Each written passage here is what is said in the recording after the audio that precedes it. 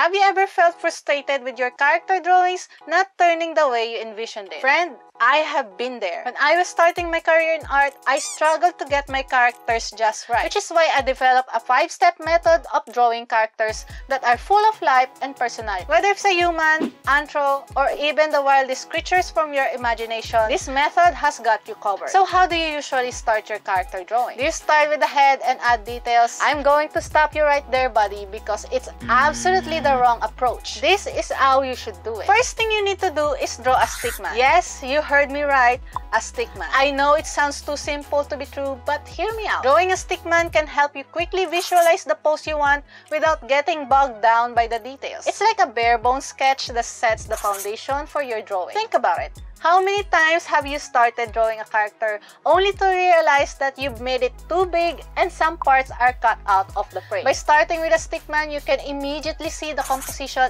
and make adjustments before you get too far into the drawing. And the best part, drawing a stickman only takes a few seconds. So not only it does save you time, but it also helps you with staging and composition. If you want to learn more how to use the stickman properly, just click the eye icon on the top of the screen. Once you're happy with the staging, composition, and pose, it's time to start fleshing it out. Anyway, we're not going to go ham on the anatomy. In fact, we've already covered this in a previous video. If you missed it, check out the description below for the link. Our goal here is to nail the proportion, perspective, and foreshortening of the character. We're going to draw over the stickman, but that doesn't mean we have to follow it stick per stick. We're going to improve the drawing in every step, so it's important to be dynamic and flexible. To help with foreshortening, you can draw extra guidelines like this around the arms and legs to help you visualize them better for the next step. Now we've got the body drawn, it's time to add some clothes. But hold your horses, we're not going to go crazy with the details just yet. First, we need to figure out how the clothing is wrapped or draped around the body. This is where volume comes into play. If you're not sure what I mean by volume, don't worry, I got you covered. Check out my previous video where I discussed this in more detail. Once you've got a good understanding of the volume, it's time to start drawing the basic shape of the clothing. Simple lines will do the trick. You can also add basic muscle groups as well if that particular part of the body is showing. If you have any questions, drop a comment below. I'm always happy to help out a fellow artist. We've already got the body and clothes down, so now it's time to let your creativity run wild. In the animation world, this is called tie-down. This is where you can finally add all the facial details,